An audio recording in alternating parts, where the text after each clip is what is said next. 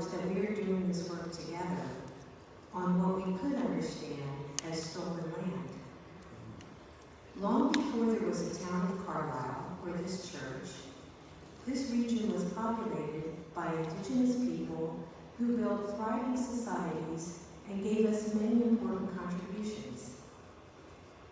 Despite the genocidal campaigns, stolen lands, and forced removals, Native people are still here and contributing to making the world a better place. We honor the people whose territories we are occupying as we gather here. The Susquennox, the Lenape, also known as Delaware, and the Haudenosaunee, also called the Iroquois League of Six Nations, here in central PA. As we honor these peoples, we invite you all to find ways to continue honoring their legacy and uplifting their contributions. We are truly blessed to have with us the authors of Cousins, Phoebe and Betty Cody Baldwin, to share a story of courage, truth-telling, open-minded learning, compassion, and transformation. To hear such a story amidst what sometimes feels like a dark time, a deeply divided time, a time where loud voices of fear, arrogance, and vitriol can seem like they're drowning out the voices of love, humility, kind-heartedness, and reason. Moving Circles and Not in Our Town, Carlisle warmly welcome you all to tonight's presentation, Reaching Across the Racial Divide. We worked really hard to bring an inspiring and uplifting story, and we're delighted to see the room filled with curious minds and open-hearted souls. A couple of words about Moving Circles. How many of you never heard of Moving Circles before this event? Great. So how many of you have heard the name, but are unfamiliar with who we are and what we do? So just to share briefly, here's our mission. Moving Circles empowers people to build bridges, create dialogue, and take actions towards transformative and hopeful futures. And our purpose is inspiring people to take action toward individual and collective social change. Network to build welcoming and sustainable communities and restore the human spirit. In short, we're about building what Dr. Martin Luther King Jr. called beloved community here in central Pennsylvania. Our conversation circle meets once a month at the YWCA Carlisle, and we have met once a month, every month, without fail, since June of 2016.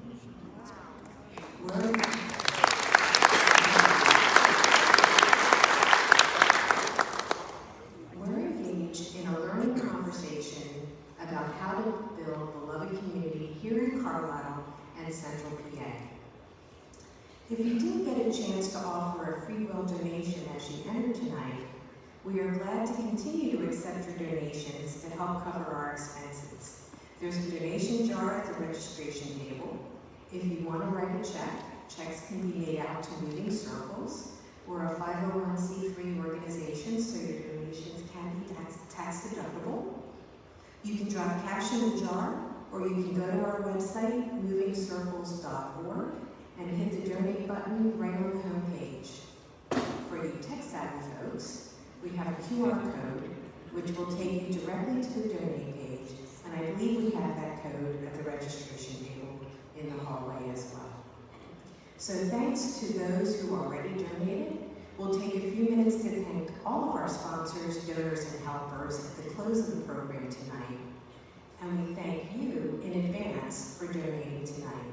We're a small grassroots organization, and we deeply appreciate your support.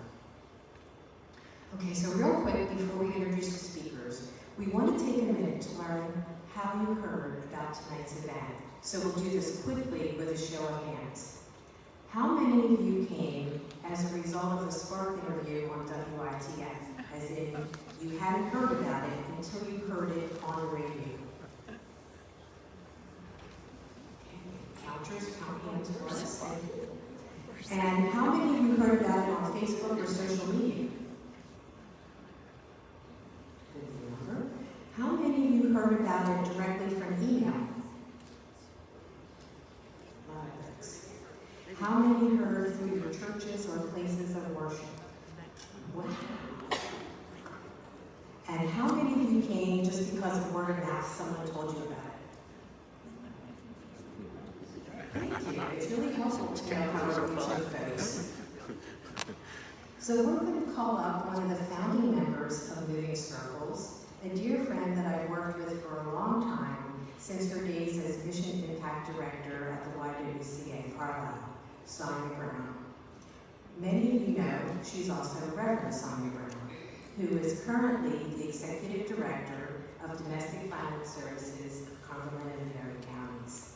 She also serves on the Cumberland County Advisory Council to the Pennsylvania Human Relations Commission and is Secretary of the Board of Directors for Moving Circles.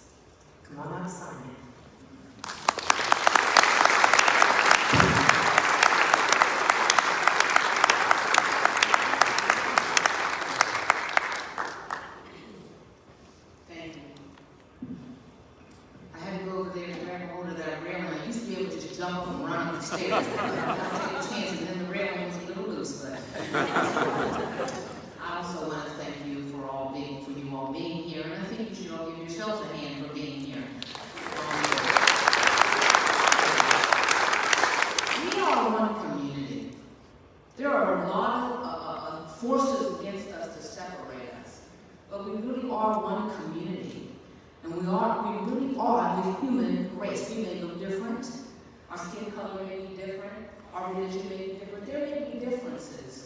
But we all have a commonality in the fact that we are all part of the human race. When I met Betty and Phoebe this afternoon for lunch for the first time, and it was a wonderful, affirming experience. And it reminded me of something that I talked about while I was at the YW, and I still talk about relationships. As we come into relationships with each other, especially for those of us who don't look the same, it's not all sunshine and roses. It can get messy, uncomfortable. Sometimes you're going to feel uneasy, and sometimes you're even going to be questioning yourself. But Betty and Phoebe, they're a prime example of the fact that it is worth it. Sometimes we have to be vulnerable, be open, and willing to hang in there, even when it gets hard. And when we do, we shall overcome the barriers that separate us and become one community with many friends and many neighbors.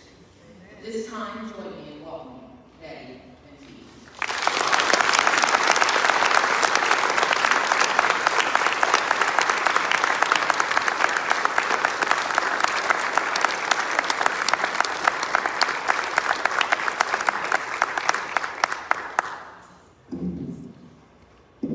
Good evening. Good evening. Hey. In case you don't already know, I am Betty Kilby Baldwin. And I'm Phoebe Kilby, and we have come to the table. Phoebe and I were inspired to meet and to get to know each other by coming to the table, an organization and a movement focused on racial reconciliation through honest truth-telling, deep connections, genuine forgiveness, and sincere actions to make amends for the harms of slavery and its legacies. The name coming to the table refers to Dr. Martin Luther King's I Have a Dream speech, when he says that I have a dream that the sons and daughters of former slaves and former slave owners will be able to come together at the table of brotherhood, and we say sisterhood. The book Cousins is our coming to the table story. So between the two of us, I was the first to discover coming to the table. It was a movement that was birthed at a small college in Harrisonburg, Virginia, called Eastern Mennonite University, which has a Center for Justice and Peace Building. And I had late in life gotten a degree there, and then I came back to work there in 2006. this group of people had met for the first time who were descendants of enslavers and descendants of persons enslaved. And I thought, well, that sounds really interesting. This is new. What's going on? And I started really thinking about it, and I wondered, gee, I wondered if my family had enslaved people.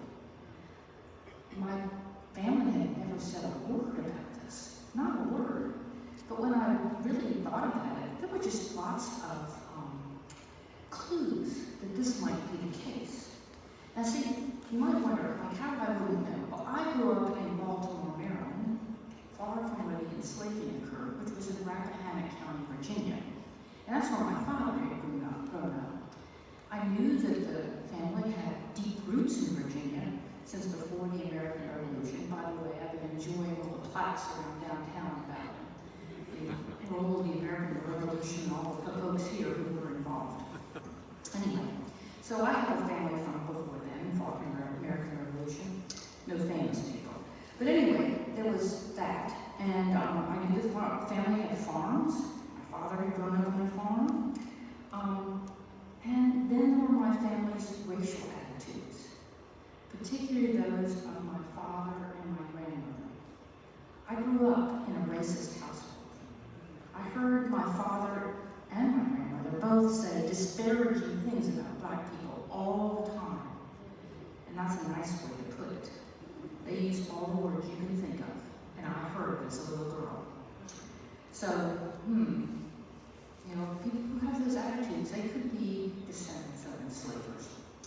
Well, another clue, you know, I said I grew up in Baltimore, and I went to school in North Carolina, but I eventually ended up in Virginia, in the Shenandoah Valley.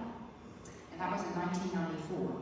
And I noticed, I subscribed to the local newspaper, and I noticed that there were Kilbys mentioned in this newspaper quite often. And they were activists, and they were black. But you know, at that time, I didn't look into it. I mean, I registered it, but I think I was maybe afraid to really delve into that. So I really didn't do anything. But hearing about this group coming to the table and meeting some of the people who had done this, who had connected, it gave me the courage to explore this aspect of my family's history. So I began the research, and it was very easy to figure this out. It really was.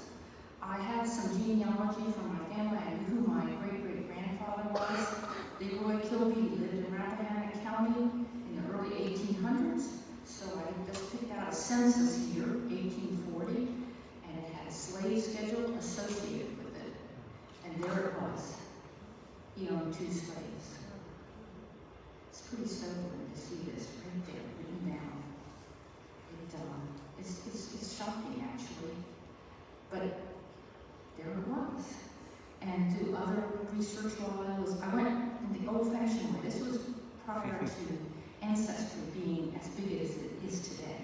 So this was in 2006. So I went to the local historical society, and they helped me look things up in the local courthouse or whatever. But it was really hard to figure out who would be living today connected to these people I was discovering. So for the first time in my life, I Googled my last name, Kilby. Never done that.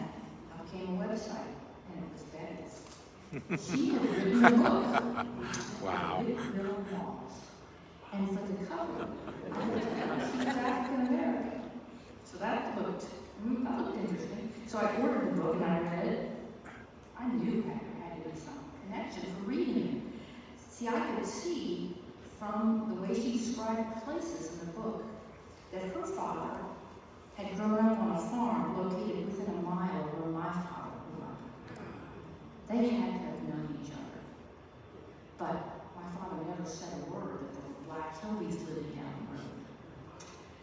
But really, there's far more important things in Betty's book than that information.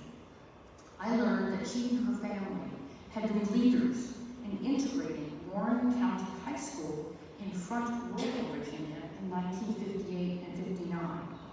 That's pretty early, isn't it? Very soon after Brown versus Board of Education. It's an overwhelming story of bravery. And she's going to tell you more about that in a few minutes. But at this point, I really didn't have proof that our families were connected. So I went to some of my coming to the table, my new friends at coming to the table, and one of the founders, and I asked them, you know, what they thought I should do. And I thought they'd give me genealogical research advice, right? What they did is Will Harrison, the leader, said, well, Phoebe, you want to know the answer, you're going to have to contact Betty. Next week is Martin Luther King Day. That would be a good day to do it. Whoa, I mean, I had just in the last month figured out that my family had enslaved people, and he's telling me to contact her? But you know, the more I thought about it, Martin Luther King Day would be a good day to do it. It would be an important, symbolic day to do this. So that's what I decided to do.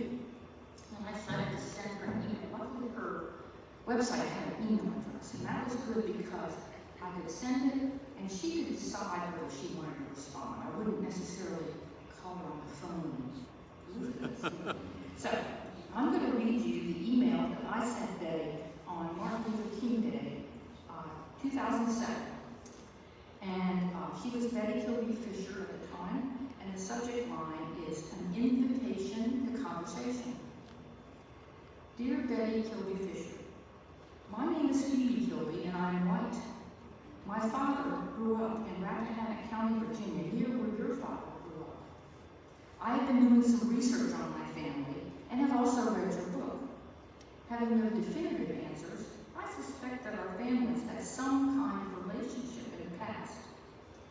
I admire very much your courage and the courage of your father and family during the civil rights era and since. It would be an honor to talk to you and meet you someday. I live about 25 miles from Front Royal. Through conversations, we both might find out a little more about our family's past. Martin Luther King had a dream that the sons of former slaves and the sons of former slave owners would be able to sit down together at the table of brotherhood. Perhaps we as daughters can contribute to fulfilling that dream. I hope to hear from you and to hear that you're interested in conversing with me. Phoebe Kilby. So I hit send, and I waited, and I waited. A day went by, 2 days, a week, almost 2 weeks, and I thought, oh gosh, she doesn't want to talk to somebody like me. Why would she? Why would she want to talk to persons who would be descended from her family's enslavers?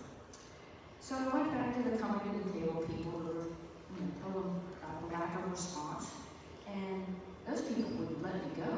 They said, oh, your first email was okay, but you need to send her a long one.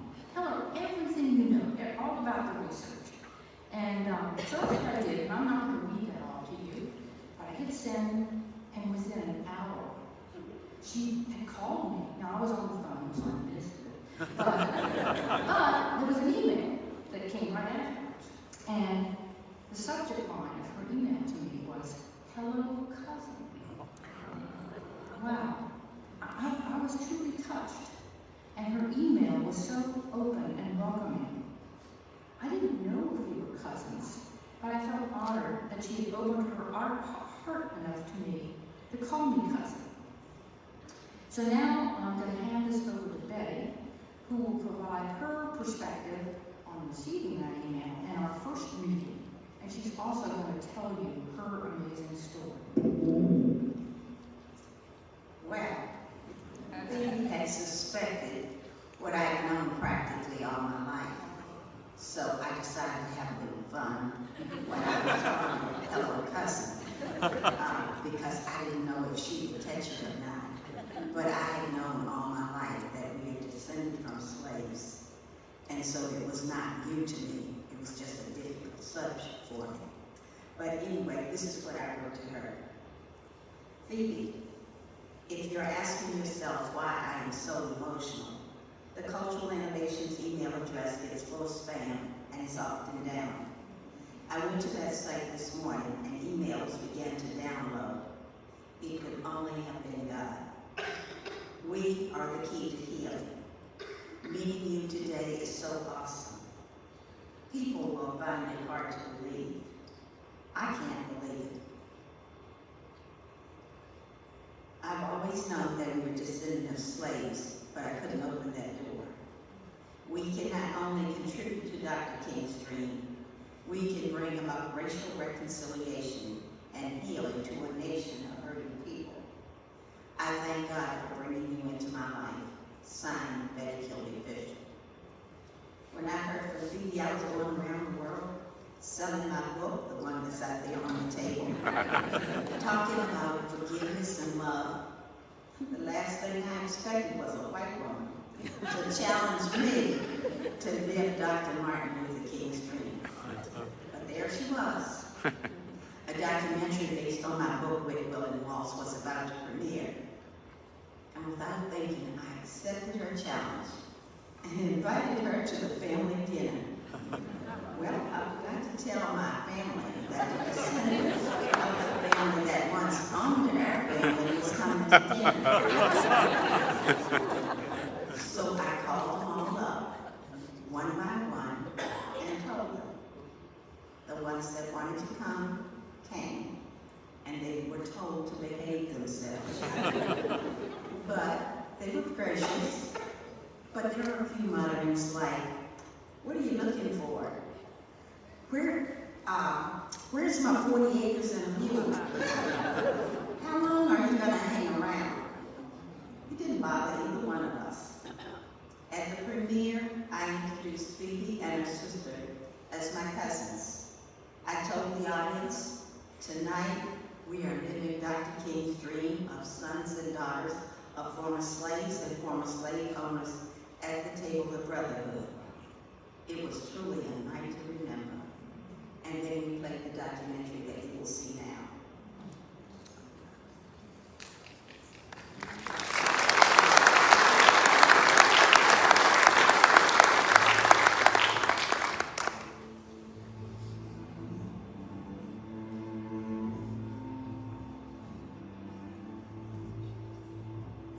See supreme being seen as many things, but no one seems to see love reigns.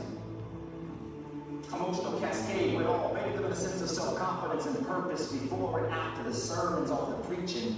What are we teaching the children? Teaching one another. So much of the focus on civil rights history and scholarship has been on the triumphs and the strategies to achieve those triumphs. And so the focus was on those legal cases and how they constructed an argument and put the community behind these children and then got them into the school and then left them in that school. Betty Kilby Fisher's story takes us to a deeply personal place in which we have to face some of what happened to individual students as a result of efforts to desegregate schools. What she is accomplishing now is something that Americans never accomplished in 1900. We've never had an opportunity to look back over the dark history of slavery and race relations in our country and to look these institutions squarely in the eye and to seek understanding and reconciliation. Much of the beauty of her book is in the complexity, and the soul loves complexity. Things aren't neat and cut and dry. She's belonged to many people during the last several years, helping move that shift in the center of gravity in American history ever farther forward, helping us all come to grips with all aspects of our history.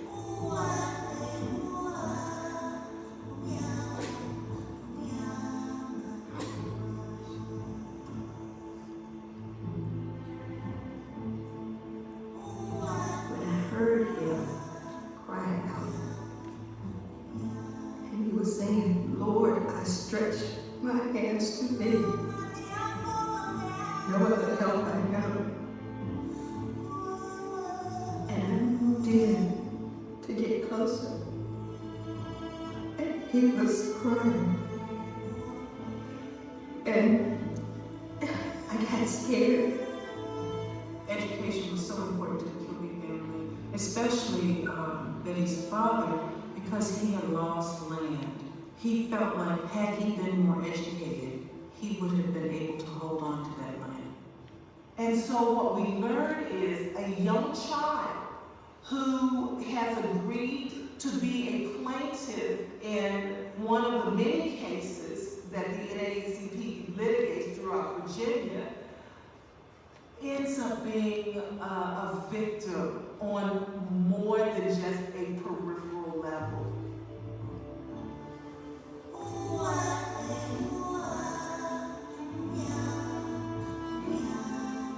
We like to think that Virginia is the cradle of Southern society, some would say American society. And so people are very aware of their place in Virginia, and they're very aware of stepping out of their place. And so for people to push during the civil rights era to step out of out of the status quo was just like an affront to civility, to gentility. The first event occurred on September 15, 1958, when Judge Savloff ruled that based on the landmark Supreme Court decision, they couldn't deny me and 22 others from attending the only high school in the county. The governor of Virginia closed their schools rather than to comply with Savloff's rulings.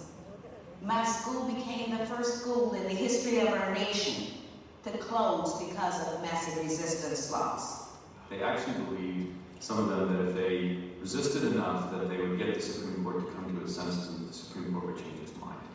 To me, massive resistance instead really exploded the myth that Virginia somehow presided over a superior system of race relations. And in fact, that white supremacy in Virginia was always based upon the inferiority of Americans and the blacks were inferior, and that while perhaps there was more latitude for blacks in Virginia to advance economically and educationally, there was always a limit to that. There is such strong feelings against desegregating the schools that the whites in power will close the schools before they will integrate the schools.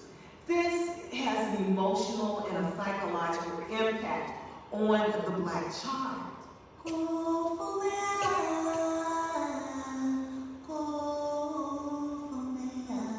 Like water drops on dry earth's surface when they search this globe 407 years, neither close nor near the truth. Religion may substitute for faith till all faith in religion, not God.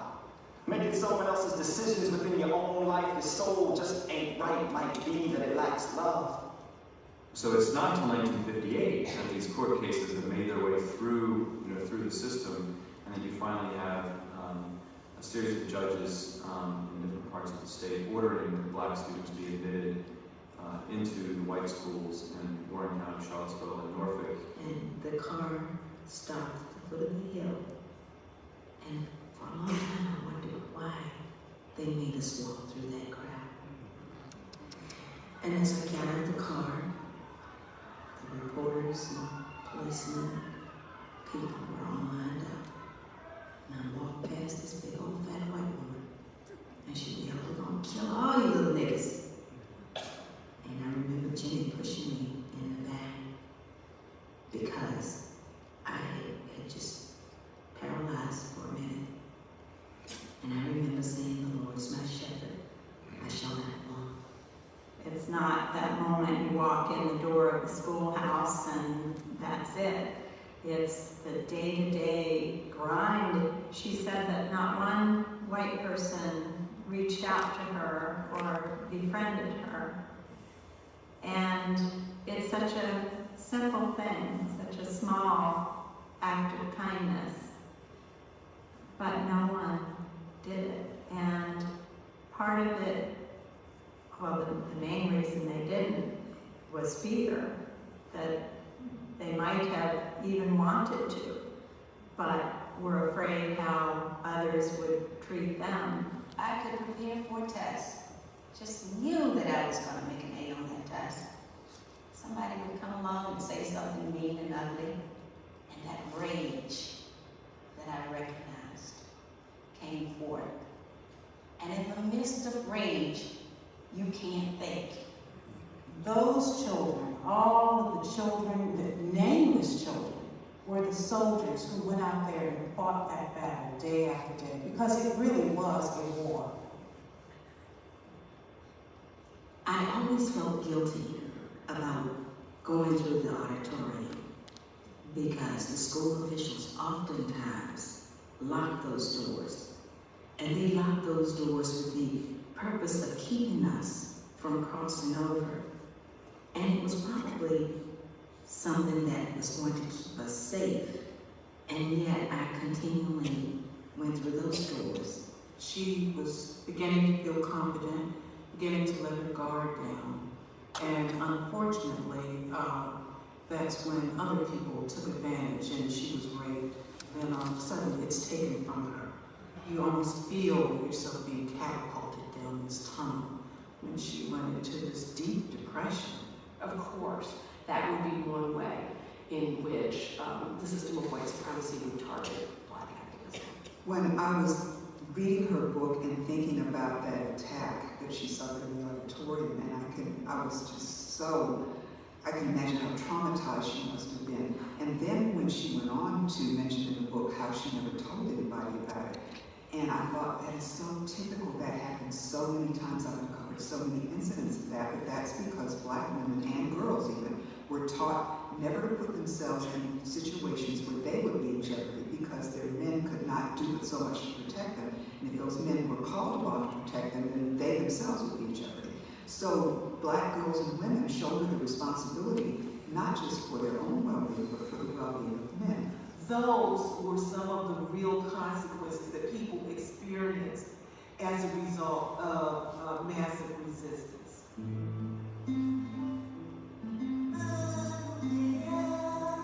Perhaps I see things differently, like peace between you and me is a natural order of interaction, acting like we all God's children, regardless of the factions we fall into or the composition of our genetic tissue. We are human beings, one and the same. Shame we can't hold hands and profess love for one another, my sisters and brothers of the divine creation. What is it you are waiting for? Apocalypse? Token desegregation really defines the initial wave. It's really not until the late 1960s, early 1970s that you have any sort of meaningful desegregation in the state of Virginia. NAACP lawyers fought and won more cases in Virginia than in any other place, and just continually hammered away on every front. You began to have Virginia really standing out as a leader in a different way than it had previously. I applied for another management position. Mr. Baker, the personnel manager, he invited me into his office and he shut the door. Should have known I was in trouble. He said, "What do you want now? How many ways do I have to tell you? You're never going to get anywhere around here because you don't have the experience and you won't get it either." When I got to the car, I said, "Why, God, why? Why me?" I knew he was going to make me fight. And all the way home, I argued, "God, no, please don't make me do this."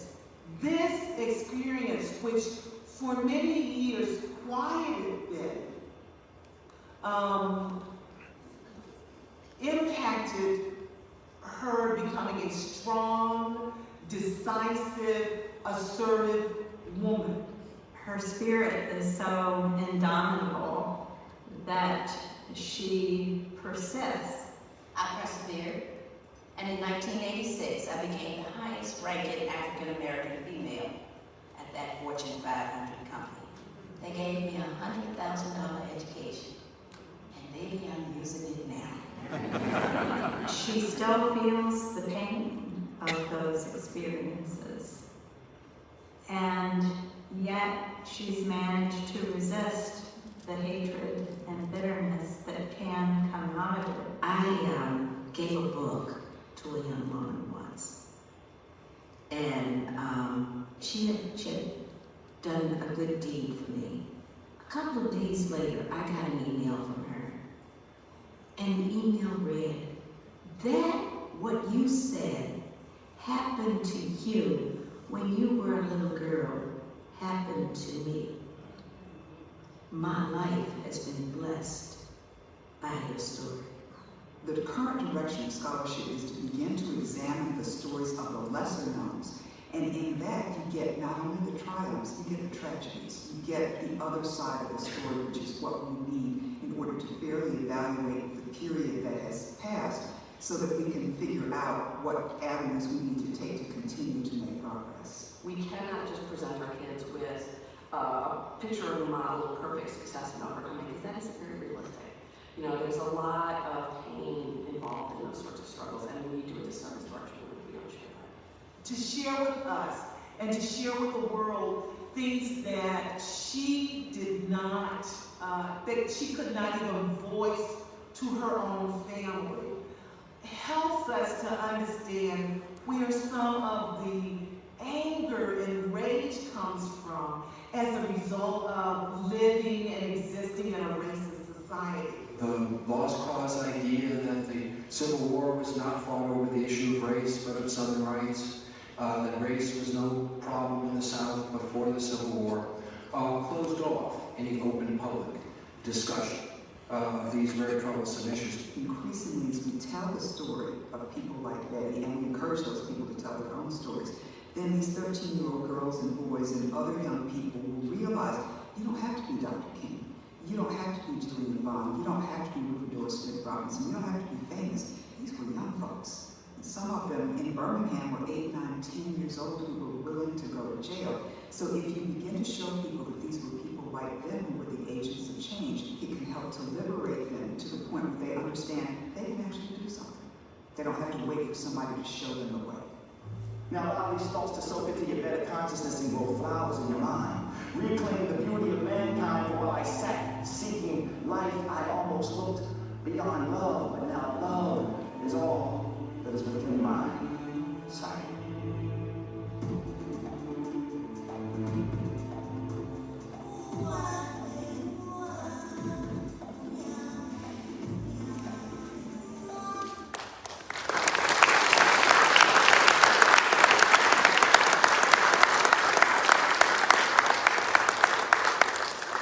You would think that that would be the end of the story. But God's answer when I asked why God, He still had work for me to do. If you put yourself in my shoes, what would it take for you to go from being terrorized to hello cousin? For me, it was years of my father telling me that hate was like taking poison to hurt somebody else, but the only person that you hurt is yourself.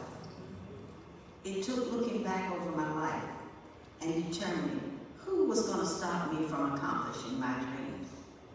Then, achieving my dreams despite the obstacles.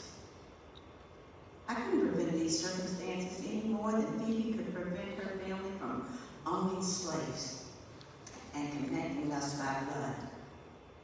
I'm not as good as Phoebe as getting the book out and reading from the book. But on page 172 of our book Cousins, in my chapter, I Am Free, I write, when I had realized I had the ability to learn and to make good grades, I knew there was something wrong with the many things that I assumed about myself. I had accepted as fact what some individuals in white society, teachers and others of influence, had said, intentionally meaning to hurt me and keep me in a state of low self-esteem. I go on to write, I am responsible for the decisions that I make, my actions, and my responses to situations. I am responsible to seek the truth and acknowledge my history. Therefore, nearly 25 years later, in 2007, when Phoebe contacted me, I thank God that she waited until this time for me to be ready to take this journey with her. I needed every bit of that time to respond genuinely. Hello, cousin. So isn't that an amazing video? It's really something.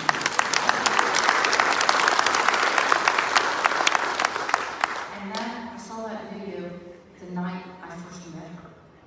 I'm watching this and going, look at this person I've connected with. Wow, she is something. And it also prompted me to think about my growing up and how easy I had. Really, a life of privilege compared to this. So, I met Betty and her family at that dinner and the premiere. And then afterwards, Betty went home to Texas, that's where she lived. And I was still there in Virginia. And I was trying to figure out how I would keep connected with this group. And initially, the way forward I saw was trying to connect with her brother. And he was one of the ones that I sat by at the dinner who was very skeptical of me.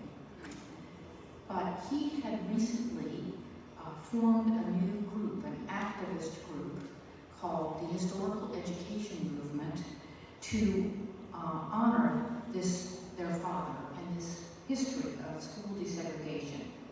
See, what was coming up was the 50th anniversary, and the community had forgotten this history. A lot of people didn't even know about it. So he had started this group. And I thought, I wonder if he'd let me join. So I asked him, and he graciously said yes. He took a chance on me. I mean, he could have said, no, I don't want to deal with you, but he didn't. He allowed me to join the group. So, what did this group do? Well, it was to honor this 50th anniversary, and we started off with a big anniversary event. We assembled over 200 people in one of the school auditoriums, and we had a great commemoration with songs and poetry and testimonials. It was really neat. But really, one of the main things that James and Betty wanted to happen was for the school board to name that school that they integrated after their father, James Wilson Kilburn.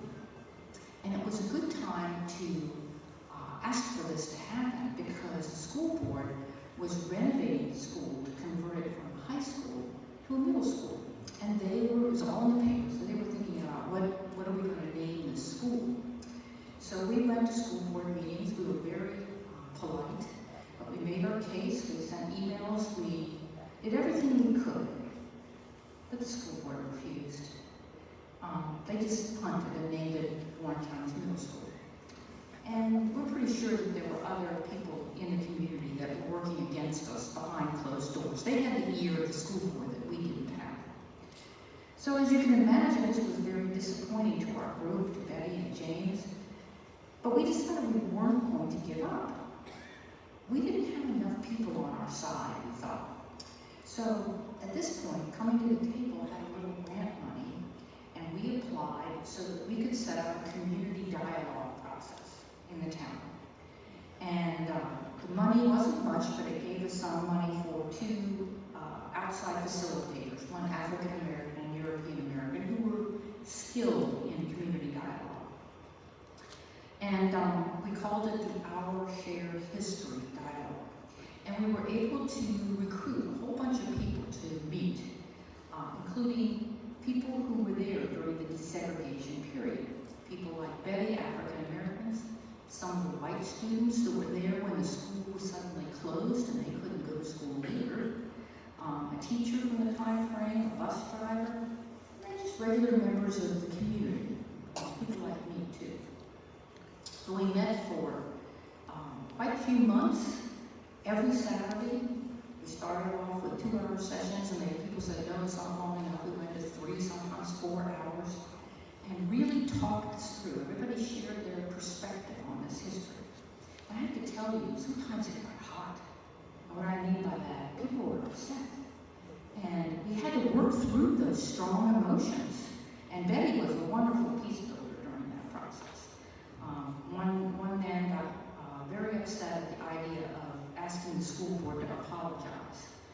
A white guy, he just didn't want that. And he was getting really mad.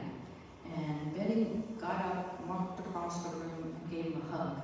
And he just melted. I mean, all his anger just flowed right out, and he was able to talk about it more. So we worked through it, and we came up with a series of requests, proposed actions to remedy some of these problems. And one of the first things was to get this history taught in the schools. And the school board agreed to do this at 3rd, 7th, and 11th grade levels. They would tell the story age appropriate to the school children, which was fantastic. But another thing is we wanted a physical thing.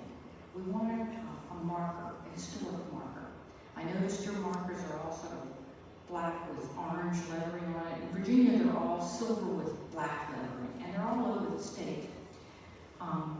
And it turned out this was the school board agreed to do this and even paid for the sign. And it turned out that the Virginia Department of Historic Resources was really keen on the idea because they were reevaluating their marker program. They realized it was presenting a lopsided view of history. It was all Civil War battlefield sites and homes, plantations, the founding fathers. So this history, they liked it. And so we were able to get the sign approved and the school board paid for it. And what we're going to show you now is a very brief video of the TV coverage of the dedication of the sign. Today we're getting a first-hand account of what it was like during one of the most tumultuous times in Warren County history. It has been more than 50 years since school desegregation, and the students impacted came back together tonight to recognize where they came from and just how far we have come. It's a story that's new tonight from TV3's Sarah Romarsh. The principal announced our school was going to close. So at first, it seemed like a small vacation. June Jeffrey was a senior at Warren County High School back in 1958. She says when she found out these doors might stay closed for good, it was scary. We were seniors, and we needed to know if we were going to graduate. June's class is called the Lost Class of 59 because many of these seniors never graduated from here. And these doors remained closed until a historic day in February 1959, a day Reverend James Kilby will never forget. At least 150, 200 protesters, and they were hollering and screaming and telling us to go home, calling us the N-word. 16 years old, you couldn't understand why adults would treat kids that way when you wanted to get your education. Kilby was one of the Warren County 23, the first black students who integrated Warren County High School after a judge ruled it unconstitutional to keep them out. After unveiling this marker that commemorates their fight for equality, Kilby, Jeffrey, and other members of the Warren County 23 and the Lost Class of 59 walked together through the doors of their high school for the first time in 50 years. Sign of unity, walking up the hill together, being together. We've come a great way. We still have ways to go, but I just believe that we can work together now. It has broken down some of the things that have stood in our way to be here today. I rejoice today because I've been through the struggle, and man, today was peaceful. A day where we could celebrate. In Warren County, Sarah Romarsh, TV3 News. And an emotional moment for sure. The marker is set right outside of the former Warren County High School, which is now the middle school. You can see it as you drive along Ray Avenue.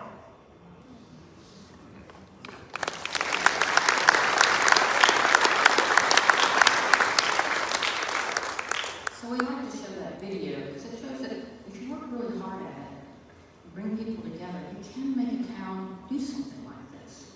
And you can achieve some goals. Well, this happened in about 2010. And after a while, getting to know Betty and James, who you saw in that Phoebe clip, I began to feel that I should do something.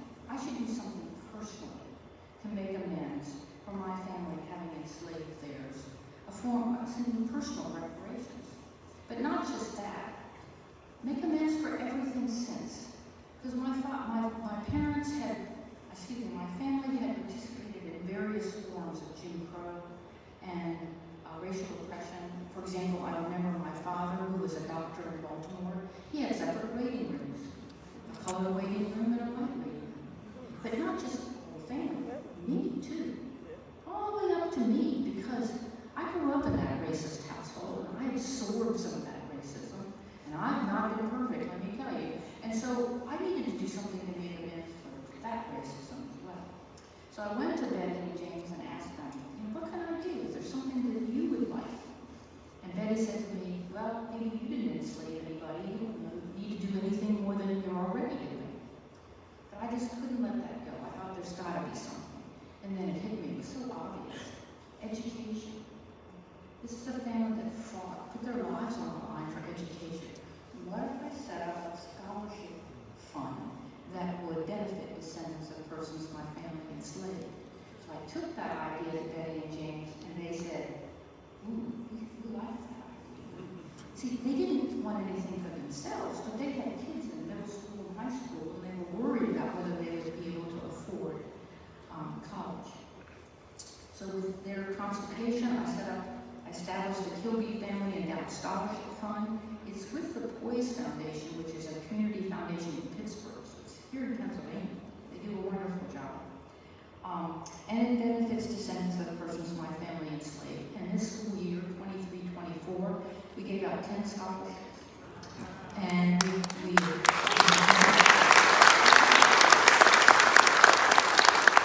and Betty and I decided when we wrote our book, Cousins, that we would donate all our authors' royalties to the scholarship fund. So when you buy a book, you're making a small donation to the scholarship fund and to the education of African Americans. So now's the time for us to stop talking and open up this conversation to hear what you have to say.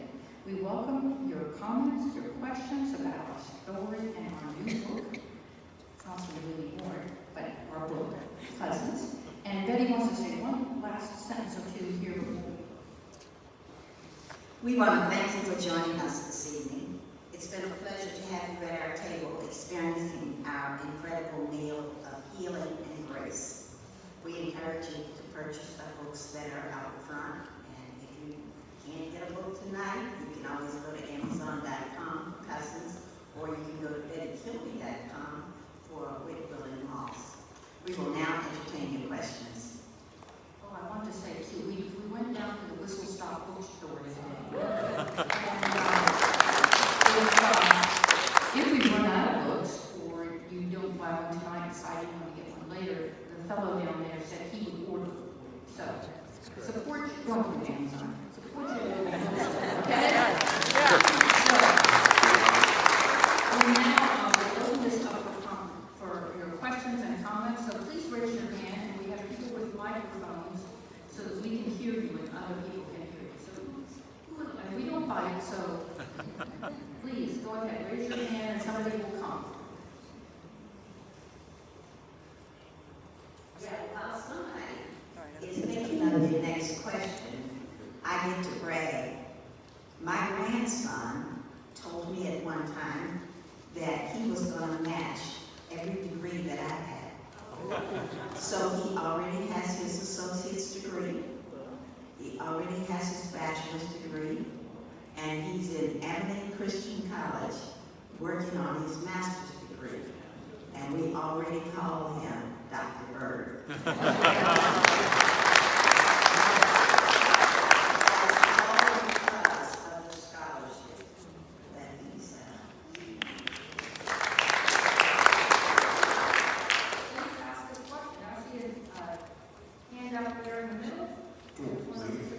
Got one here to start with. Okay, we'll start here because you're close. Hey, my name is Montreal Smith, and I'm with the Pennsylvania Relations Commission. And I just have a question. Was there any older family members than you two ladies that were supportive or non-supportive in your mission? Are you asking what they're Like family members older than you, maybe like an aunt or uncle who were maybe aware that were either supportive or non-supportive of your mission? Well, my family, I told them straight up that if they wanted to come and be a part of this, when Phoebe came, they could. And if they didn't, they could stay home. Then when Phoebe established the scholarship, everybody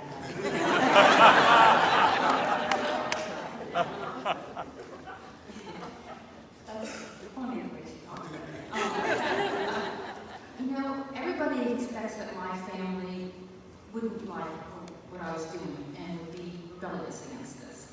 Well, for me, see, I waited so late in life to do this that my father's generation, including my father, had all passed away. So it was my generation, and I'm not young, I'm 71, but my cousins, my white cousins, I had lost touch with them. Oh, by the way, my sister supported me. Remember, she came with me to that dinner, But she lives in California, she's kind of far away from this. But some white cousins that I hadn't heard from since my grandmother died in the 80s, sort of came out of the woodwork, and they were all supportive, including one who was a really good genealogist. And you know, I did some genealogical work to prove that Betty was descended from persons in my family enslaved. But he took it much longer and really filled out her family tree, identified cousins she didn't know about. And he also did DNA testing to show that we truly are cousins by blood. So I've had very supportive family members. It just goes to show it doesn't all have to be negative. You can have some positive support in your family. And I wouldn't have expected it, because these cousins lived in that Alabama county. But they were very, very supportive. And the ones that wouldn't support her, they all gone to wherever they go after life.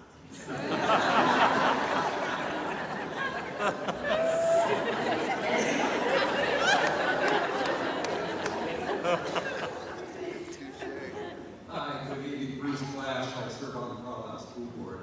I wonder, Phoebe, if you could just elaborate more on how growing up in an intensely racist home, how you were able to overcome that personally.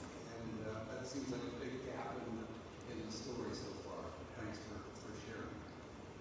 Well, thanks. I do talk about that in the book. The book has far more interesting stuff in it than we could cover in a presentation. But what really helped me, I think, was a history teacher. When I was a senior, well, it really started with when Martin Luther King was assassinated, and I was in Baltimore, and there were riots, and I could see these, on TV, the smoke in the neighborhoods, and it really dawned on me, we white people had done some horrible things for this to happen. But really, it was the history teacher. She had us read our history textbook during the summer, if we could pass a test, and we could do anything we wanted in the class. And we had a section on civil rights at the time. And my teacher assigned me the book, Black Like Me. It really impacted me. It really impacted me to see this, how this white man, colored his skin, went south, and he was terrorized. And it was the same person. He was the same, and that just hit me, that this is, we have some real racism here. So I have to give credit to the school I went to, which taught us to be critical thinkers, and his teacher who assigned books like that. And that was a private all-girls school, Bryn Mawr. And they were one of the first schools that invited us to speak.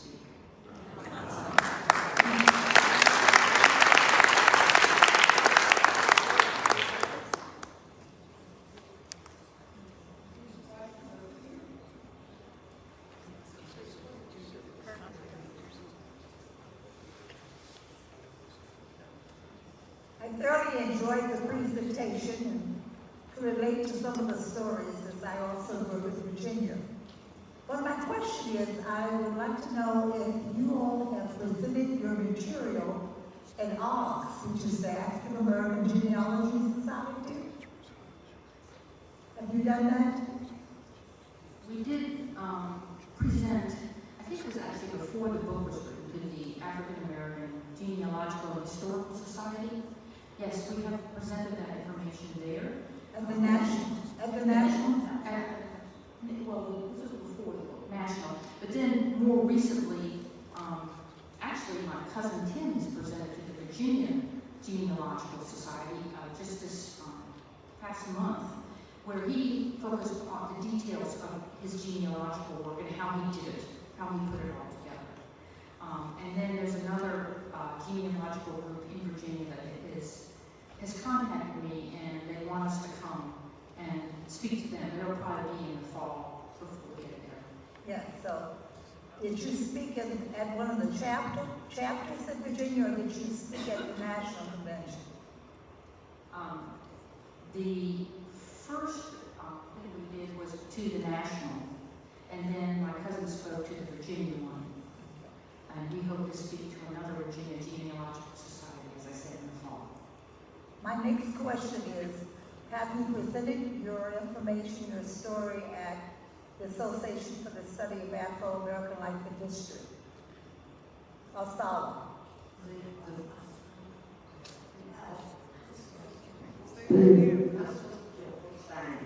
With ASALH in Washington, D.C., but I was too late, and they only had a certain number of participants. Okay, I would like to talk to you because I have information that you could send to me at this year's conference, which is in Pittsburgh, the last weekend in September. Right. Your story needs to get out there. They invited me to that, yes. Thank you so much for being here. Chris, another question? On the second row? Yeah.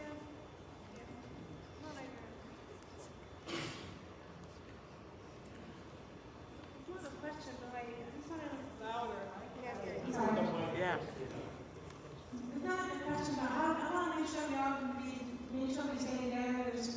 We have another election coming up in November. I'm kind of nervous what's going to happen. I know it's not a political session, but maybe you can give some encouraging words to help us be ready for November. Each and every one of you get out and vote.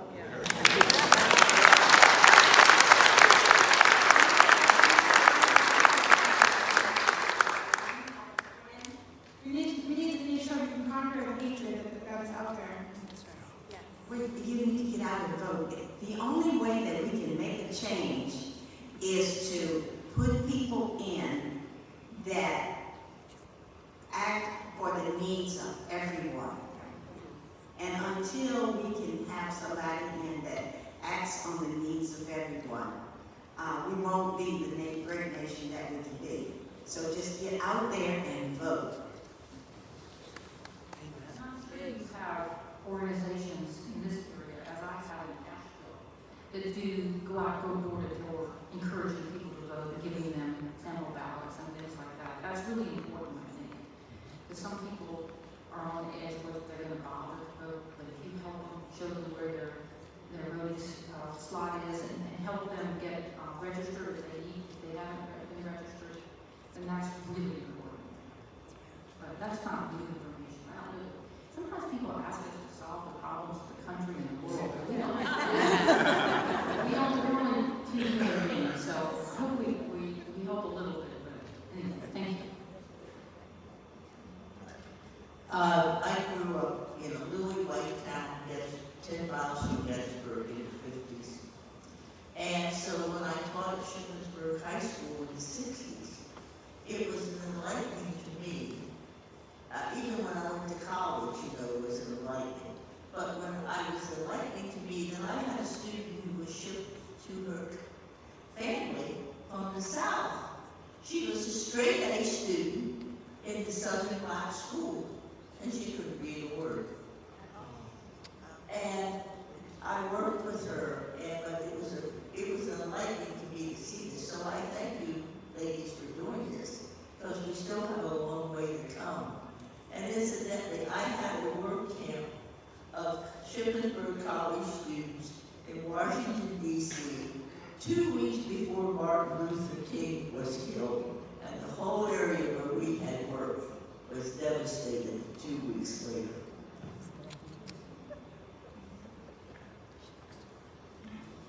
Good evening. Reverend Carl Christopher from Lower Susquehanna Synod, Lutheran, the hippie Lutherans.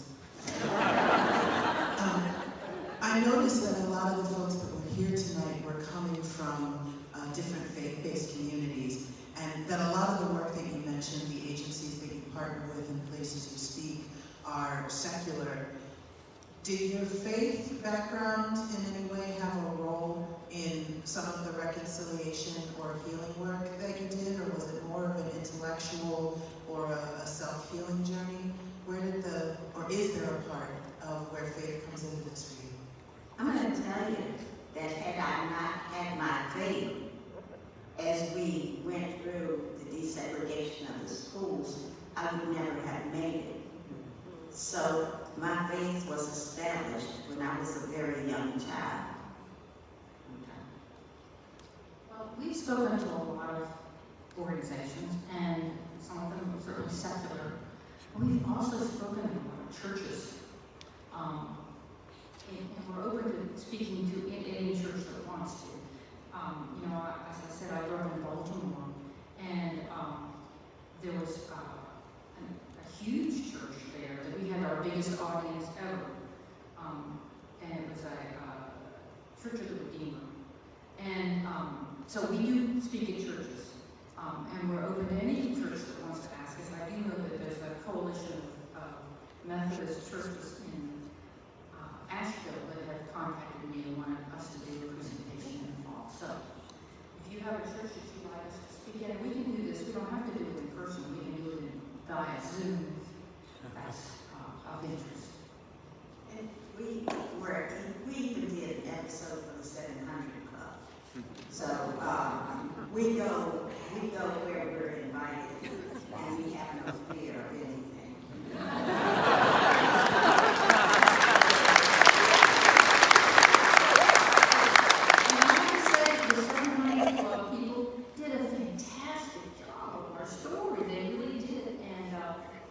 Each time they showed it during Black History Month, I think 2022, that's the first time, and then they rebroadcast it in 2023, whenever they do it, suddenly Amazon lights up all the TV.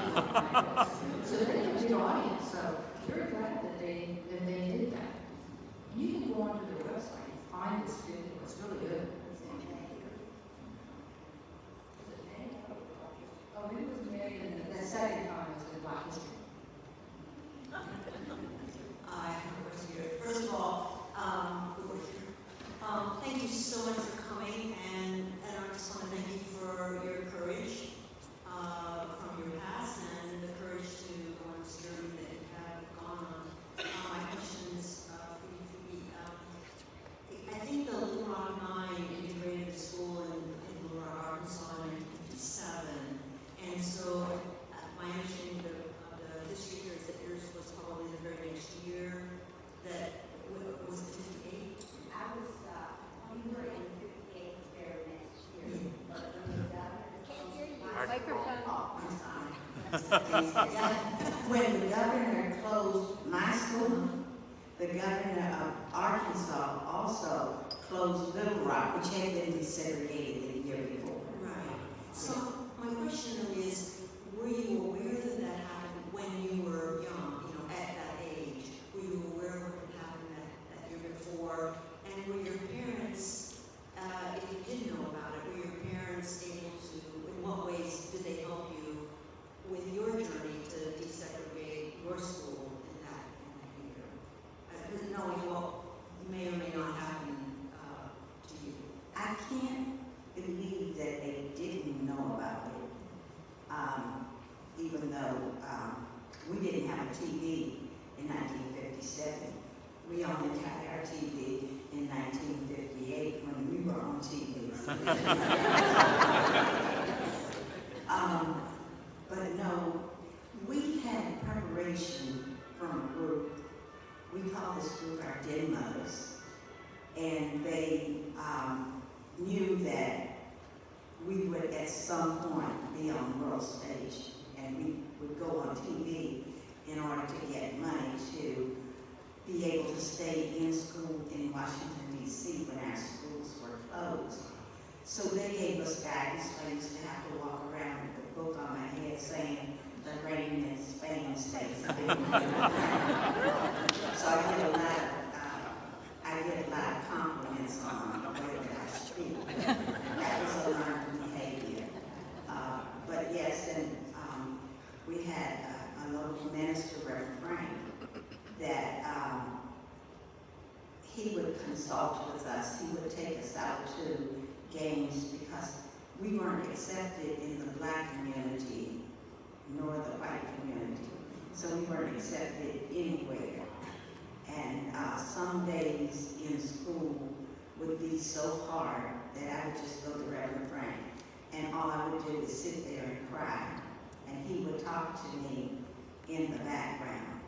So that was the kind of help that we received. And growing in church was probably the biggest thing, because if there was one person I knew God. And I knew that whether I lived or died, I would be okay. Thank you so much.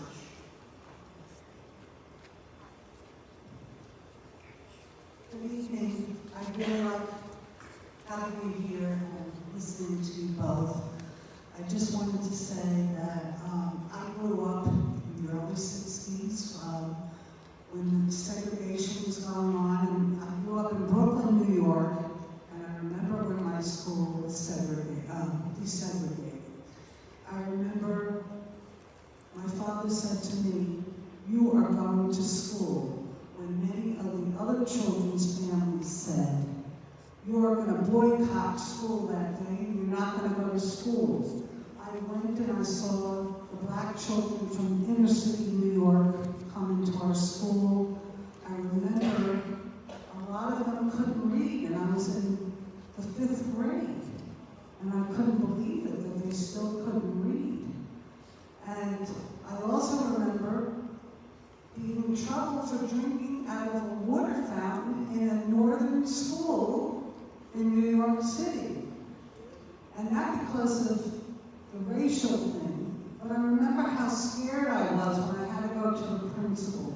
So just because we weren't allowed to drink out of a water fountain. So that made me think about how when the water fountains were segregated too. And I also have a cousin that married a black man, and I have biracial cousins. And when they got married, some of my relatives didn't want to go to their wedding. I didn't want to go to my wedding, my husband and our wedding, because they would come. So anyway, I want to buy this book and send it to my cousin, because I want her to know that I want her to come to my table.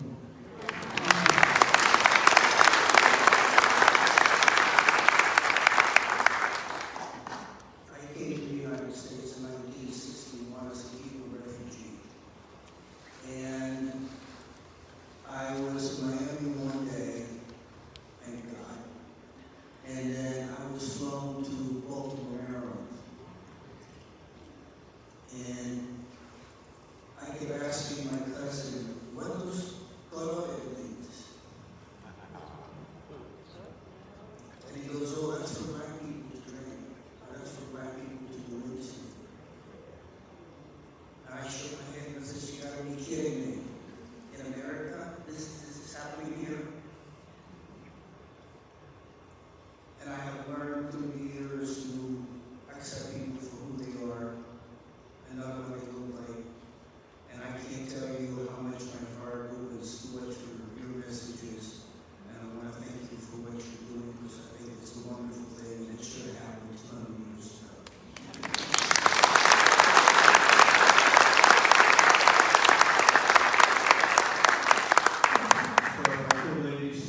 Dr. Betty Kilby, Fisher Baldwin, and Phoebe Kilby, thank you so very much for what you're doing and what you've done here and elsewhere. And I want to give a shout out to this community and some special people who brought you here, particularly Marsha Berry and Kim Berry with Ruby Circle.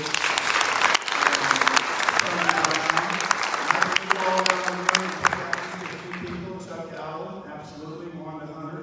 This is an extraordinary community for bringing you here and doing this. And yet we do have our challenges.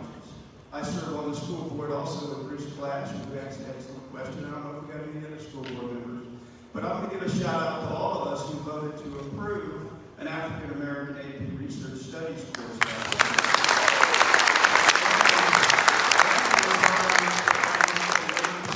But I do have a question. And I think what the young lady up front asked is in the forefront of my mind too as well. That's the challenges that we face, the extreme polarization that we face. And I know we don't want to talk politics, and I know you can't solve all of the world's problems, but you have something special. And I'm not sure what the core of that is and how we spread that, but I am going to ask you, Dr. Betty Kilby Fisher Baldwin. You said during this talk tonight, you said, you know, at some point, I was ready and willing to accept this challenge, but you at some point evidently we're not. So maybe the question is, what changed, and how do we all get that and spread that? Thank you very much for being here. I buried everything that hurt me. Therefore, I could move forward with courage to accomplish the things that I accomplished, like taking on Rubbermaid when they were discriminating against me, and getting my education that was stolen from me. But when I met Phoebe, yes, I was ready to receive her. And I was ready to go through my entire life with everything that hurt me on the inside of me, until coming to the table took us through the steps of the steps that help you to change. And as I walked through those steps, everything that I had buried inside of me began to come out. We explained it in our book, Cousins. And I was a mess. I was crying. I could not stop crying. I was fearful, and I never knew fear. And we asked, it was both African Americans and European Americans, part of the group, as we walked the circles. And we asked all of the we asked all of the European Americans to leave. And in the tradition of my faith, all the African Americans began to pray and to lay hands on me. And that helped me to rid myself of the demons that I had buried within me. And once you bury those demons, you become free. And that's how I truly became free. It had nothing to do with Phoebe or my relationship with Phoebe, but it had everything to do with my African American heritage.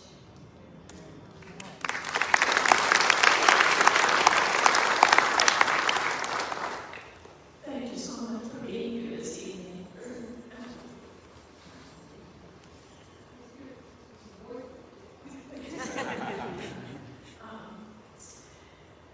As a child of the 60s, a foot soldier in the children's marches in Birmingham, Alabama, I can appreciate your story, I can feel your story, and I can appreciate the journey that you've been on to get to this point.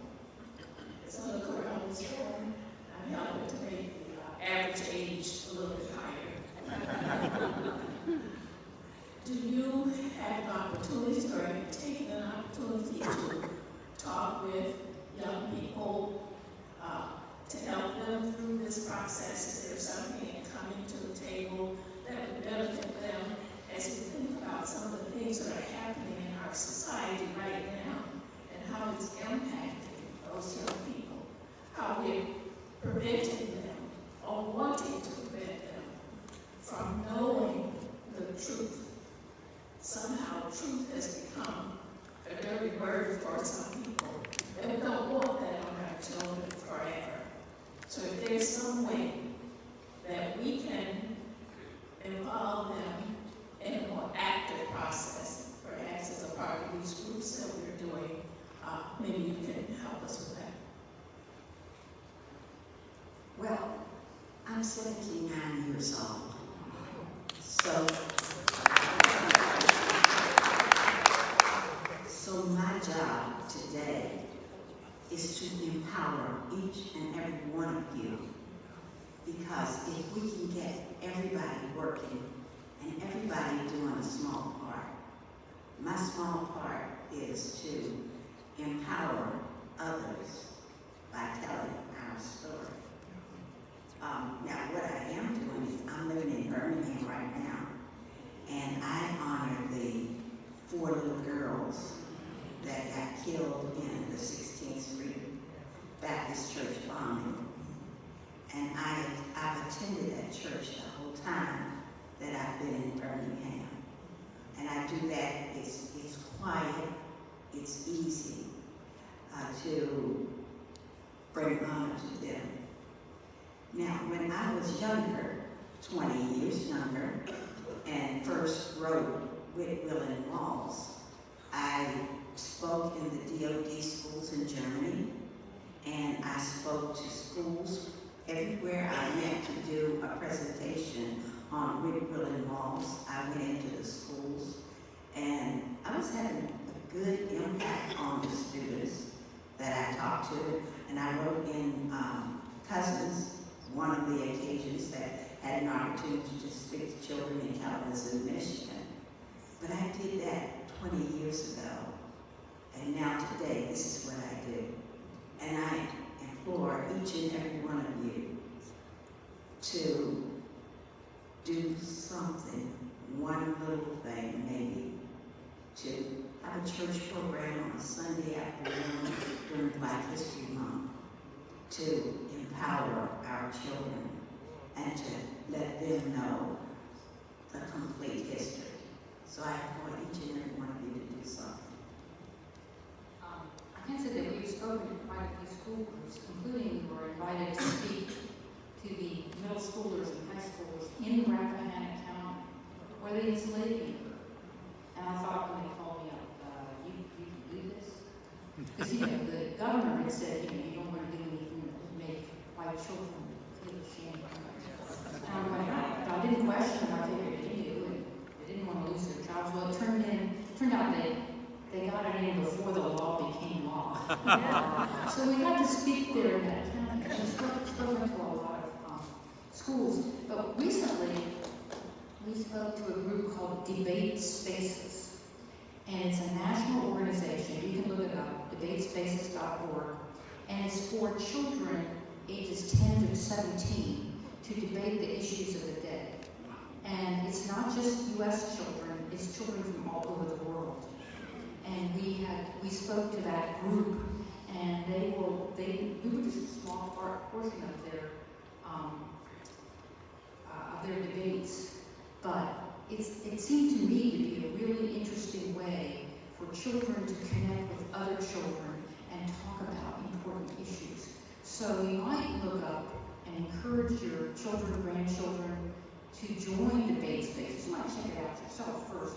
The debate spaces, because that is engaging young people to hear Betty's and stories like Betty's and mine and talk about how they can make the world better.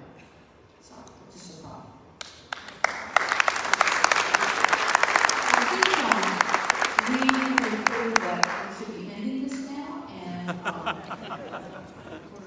we will be selling books in the back, and we'll have to answer some questions there. But certainly,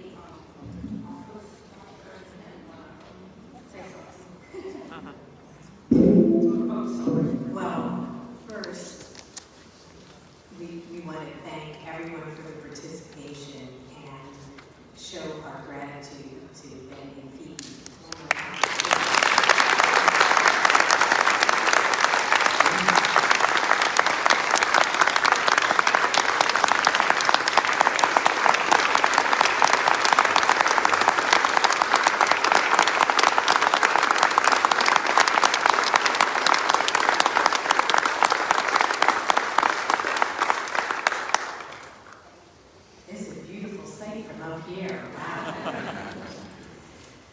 So we have a little gift for you both, and I realized I forgot to introduce myself. I'm Rush Berry. This is my husband, Ken Berry, with the gift bag. And we know that you're both deeply spiritual people, and we also are grateful that you're shedding so much light on crossing all the divides that keep us from being the one human family that we truly are. So as a token of our gratitude, we have this gift of a framed copy of the Golden Rule as expressed by the various faiths and religion, a golden standard that we all can live by. Thank you.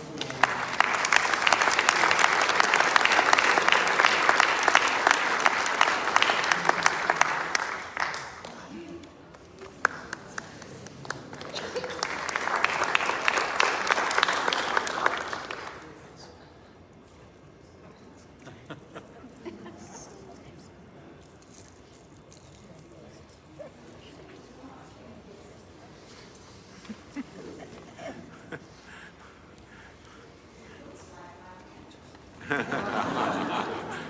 is your family, our one human family.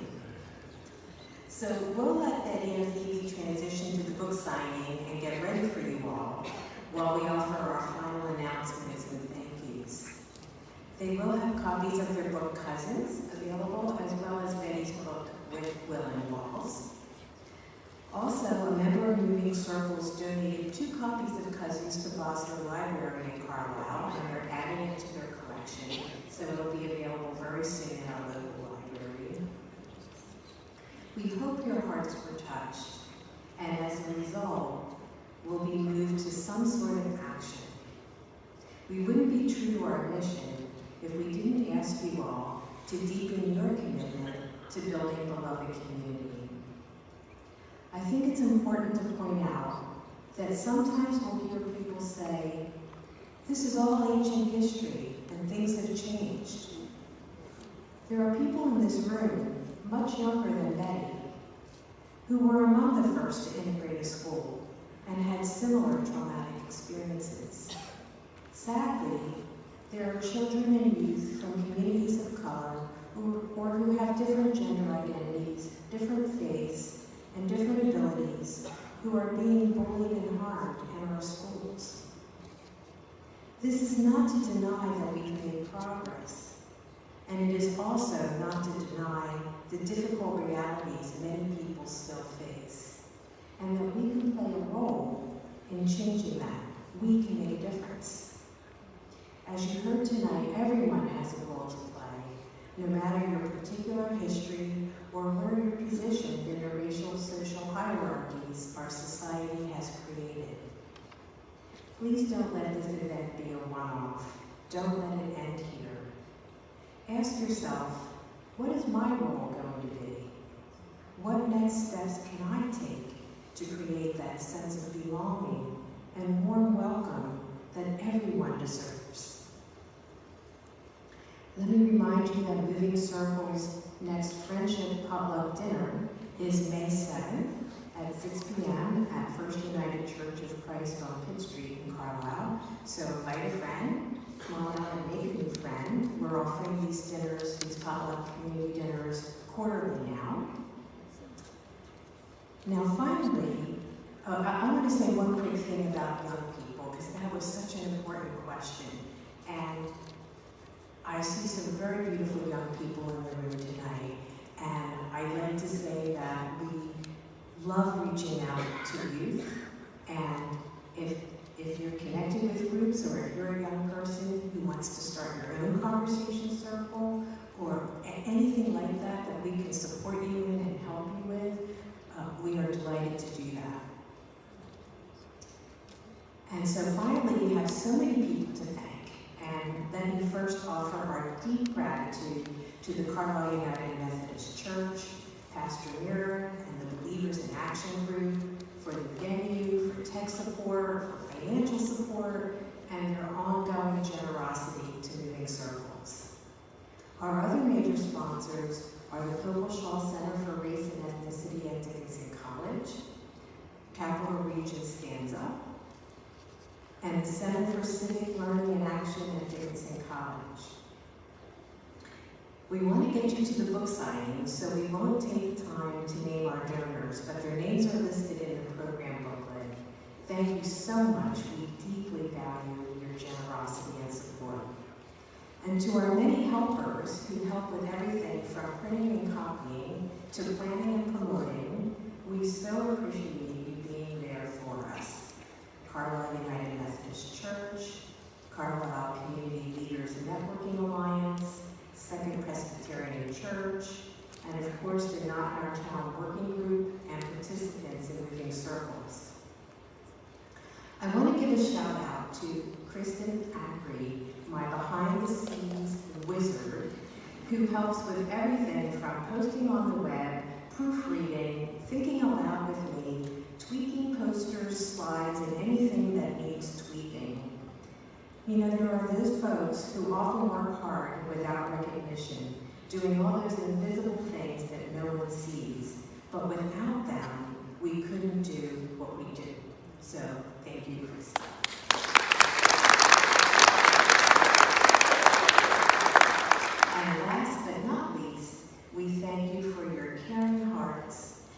taking time to be part of the healing, part of the solutions.